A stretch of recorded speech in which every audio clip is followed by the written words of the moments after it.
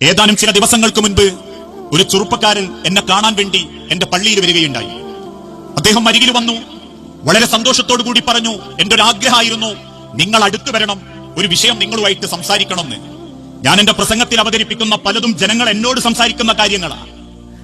ഞാൻ അദ്ദേഹത്തോട് കാര്യം അന്വേഷിച്ചപ്പം അദ്ദേഹം ഒരല്പം സങ്കടത്തോടു കൂടി പറഞ്ഞു, 17 വർഷമായിട്ട് ഞാനൊരു പ്രവാസിയാ. 17 വർഷമായിട്ട് ഞാനൊരു പ്രവാസിയാ. നാട്ടിൽ വന്നിട്ട് 3 മാസമായി. ഈ 17 വർഷങ്ങൾക്ക് മുൻപ് ഞാൻ കടൽ കടക്കുമ്പോ പൈസ ഉണ്ടാക്കണം, ജയിക്കണം എന്ന ഒരൊറ്റ ചിന്ത മാത്രമേ എനിക്കുണ്ടായിട്ടുള്ളൂ. അൽഹംദുലില്ലാഹ്, റബ്ബിന്റെ തൗഫീഖ് കൊണ്ടാവാം എനിക്ക് നല്ല ജോലിയും കിട്ടി.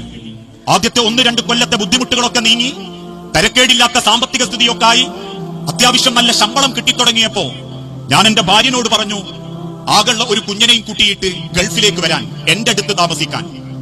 പക്ഷെ അന്നെന്റെ പെണ്ണെന്നോട് തിരിച്ചു പറഞ്ഞത്, അത് വേണ്ട, ഞാനും മക്കളും നാട്ടിൽ താമസിക്കും. നമ്മളെ മക്കള് ഈ നാട്ടിലുള്ള മനുഷ്യരെ കണ്ട് ജീവിക്കട്ടെ, അവന്റെ വല്യപ്പനെയും വല്യമ്മയും ഒക്കെ കണ്ടിട്ട് ജീവിക്കട്ടെ, അവനവന്റെ മൂത്താപ്പനെയും എളാപ്പനെയും അവന്റെ ഏട്ടനെയും പെങ്ങളെയും ഒക്കെ കണ്ട് ജീവിക്കട്ടെ.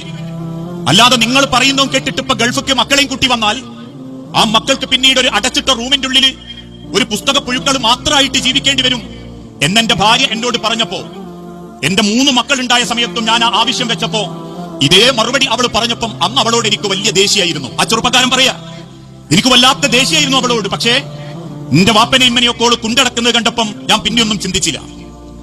എന്റെ നാട്ടിലുള്ള മറ്റൊരാളെ പറ്റിയും ഞാൻ ചിന്തിച്ചിട്ടില്ല. എന്റെ അനിയന്മാര് അവര് പഠിച്ച് ജോലി ഏതോ വാങ്ങട്ടെ, അവർക്ക് വേണ്ടി ഞാൻ മെനക്കെട്ടിട്ടില്ല. ഇടയ്ക്കൊരിക്കൽ എന്റെ ഉമ്മ പറഞ്ഞു, അനിയനൊന്ന് ഗൾഫിക്ക് കൊണ്ടുപോകണം, എന്തെങ്കിലുമൊക്കെ ഒന്ന് കിട്ടുകയാണെങ്കിൽ ഈ നോക്കണേന്ന് പറഞ്ഞു. പക്ഷേ ഞാൻ ചിന്തിച്ചു, അങ്ങനെ വേറൊരാൾക്ക് വേണ്ടിയിട്ട് ഒരു ത്യാഗം ചെയ്യാനൊന്നും എനിക്ക് താല്പര്യമല്ലായിരുന്നു. ഞാൻ, എന്റെ കുടുംബം, എന്റെ പൈസ, എന്റെ മക്കള്, ഇത് മാത്രമായിരുന്നു ഉസ്താദ് എന്റെ മനസ്സിൽ. അതുകൊണ്ട് തന്നെ ഞാൻ അങ്ങനെ ആസ്വദിച്ച് ജീവിക്കുമ്പോ ഭാര്യ എന്നോടൊരു നിർദ്ദേശം വെച്ചു, ഞങ്ങളെ ഗൾഫിക്ക് കൊണ്ടുപോകുന്നതിന് പകരം 6 മാസത്തിലൊരിക്കൽ നിങ്ങൾ നാട്ടിൽ വന്നാൽ മതി. അങ്ങനെ 6 മാസത്തിലൊരിക്കൽ നാട്ടിൽ വരും. 17 വർഷം ഞാൻ വിദേശത്ത് എന്റെ ഏറ്റവും മനോഹരമായ ജീവിതം ജീവിച്ചു. ഇക്കഴിഞ്ഞ 3 മാസങ്ങൾക്ക് മുമ്പ് എന്റെ ജോലി നഷ്ടപ്പെട്ടു. 5 നയാ പൈസ കയ്യിലില്ലാതെ 4 മാസത്തോളം ഞാൻ ഗൾഫിലൂടെ അലയേണ്ടി വന്നു. എന്റെ ജോലിക്ക് പകരമായി പല ജോലിയും ഞാൻ അന്വേഷിച്ചു, ഒന്നും കിട്ടുന്നില്ല. ഞാൻ എന്റെ സമ്പത്ത് കൊണ്ട് തൊടുത്തിട്ട അല്ലെങ്കിൽ കൊടുത്തിട്ട് തുടങ്ങിയ പലതും എനിക്ക് നഷ്ടമായി. അവസാനം എന്റെ നാട്ടുകാരും കുടുംബക്കാരിലും പെട്ട ചില കുടുംബക്കാരൊക്കെ ചെറിയ ചെറിയ ജോലിയൊക്കെ എനിക്ക് കണ്ടെത്തി തന്നു. പക്ഷേ വലിയ ശമ്പളം കിട്ടിയത് എനിക്ക് ചെറിയ ചെറിയ ജോലിയൊന്നും അത്ര സന്തോഷം തന്നില്ല. അവസാനം എന്നൊരാളും കുറ്റപ്പെടുത്താതിരുന്നപ്പോ ഞാൻ അവിടുന്ന് തിരിച്ച് നാട്ടിലേക്ക് വിമാനം കയറി. ഞാനിപ്പോ നാട്ടിലെത്തിയിട്ട് 3 മാസമായി. ഒരിക്കൽ പോലും എന്റെ വാപ്പ എന്നോട് മുഖം കറുത്ത് സംസാരിച്ചിട്ടില്ല. എന്റെ അനിയന്മാരെന്നോട് സംസാരിച്ചിട്ടില്ല. എന്റെ ജ്യേഷ്ഠൻ എന്റെ അരികിൽ വന്ന് എന്നെ ആശ്വസിപ്പിച്ച്, സാറല്ലടോ, ഇനിയും നല്ല ജോലിയൊക്കെ കിട്ടാൻ പടച്ചോൻ വിചാരിച്ചാൽ നടക്കൂലേ എന്ന് പറഞ്ഞിട്ട് അവൻ തിരിച്ചുപോയത്. എന്റെ പെണ്ണെന്നെ ഏതെങ്കിലും തരത്തിൽ പ്രയാസപ്പെടുത്തുകയോ കുറ്റപ്പെടുത്തുകയോ ചെയ്തിട്ടില്ല.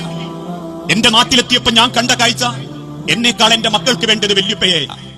എന്റെ മക്കളെ പോലെ സ്നേഹിക്കുന്നത് എന്റെ അനിയനാ.